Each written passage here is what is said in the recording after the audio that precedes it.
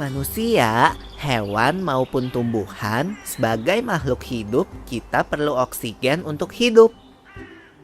Waktu bernafas, kita mempunyai organ-organ yang bekerja sama dan membentuk sistem organ yang bekerja mengatur oksigen yang ada di lingkungan hidup sampai pada setiap sel yang kita butuhkan. Oksigen ini tidak tersedia di dalam tubuh makhluk hidup. Kita mendapatkan oksigen dari lingkungan sekitar kita. Bernafas artinya kegiatan menghirup atau memasukkan oksigen dari lingkungan hidup dan mengeluarkan karbon dioksida dan uap air melalui alat pernafasan kita. Lula, kamu tahu enggak kalau alat pernafasan kita terdiri atas hidung, pangkal tenggorok atau laring, batang tenggorok atau trakea, cabang batang tenggorok atau bronkus, dan paru-paru. Iya, Pipo. Melalui lubang hidung, udara mendapatkan jalan keluar dan masuk ke dalam tubuh kita. Tapi, selain itu, udara juga dapat keluar masuk melalui mulut loh. Namun, jika kita bernafas menggunakan hidung, akan lebih baik loh, Pipo. Karena terdapat lendir dan rambut-rambut halus. Rambut-rambut halus ini berfungsi untuk menyaring udara yang mengandung debu, kotoran, dan kuman penyakit. Benar sekali, Lula.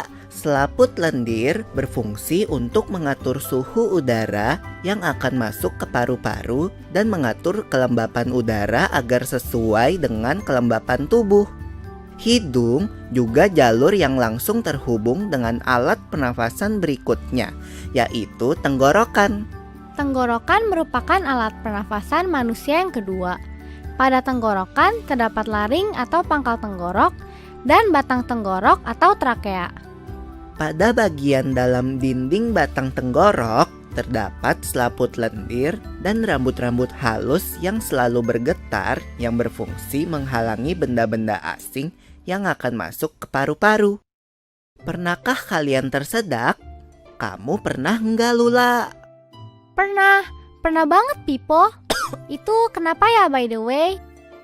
Tersedak merupakan gerak refleks untuk mengeluarkan kembali benda atau makanan yang masuk ke saluran pernafasan. Oh, aku tahu. Gerak refleks adalah gerak cepat dan otomatis yang menanggapi rangsangan dari luar organ, kan? Iya, Lula. Kemudian pangkal tenggorok yang disebut juga laring menghubungkan hidung dengan batang tenggorok atau yang biasa disebut trakea. Pada ujung trakea terdapat bronkus, yaitu percabangan yang menghubungkan trakea dengan paru-paru kiri dan kanan. Paru-paru terletaknya di dalam rongga dada, kan, Pipo? Jika kita menghirup udara, maka udara masuk ke paru-paru. Lalu kemana lagi ya? Melalui bronkus menuju cabang dari bronkus yang disebut bronkiolus dan berujung pada gelembung paru-paru yang juga disebut dengan alveolus.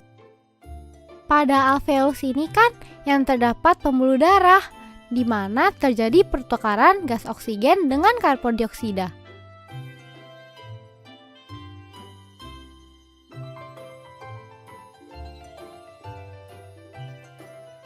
Well, Pipo, tahu gak kalau sistem pernafasan kita terdiri dari dua, kan? Yaitu sistem pernafasan dada yang umum kita lakukan dan juga sistem pernafasan perut. Jelasin dong, Pipo, apa sih perbedaan detailnya? Pernafasan dada terjadi karena gerakan tulang rusuk oleh otot-otot antar rusuk. Pengambilan udara terjadi saat otot antar rusuk berkontraksi atau mengerut, sehingga tulang rusuk terangkat ke atas menyebabkan rongga dada dan paru-paru membesar. Oh begitu, berarti pengeluaran udara terjadi saat otot antar rusuk berelaksasi atau mengendur. Saat itu, tulang rusuk turun ke posisi semula, menyebabkan rongga dada dan paru-paru mengecil, kan? Ya, benar sekali.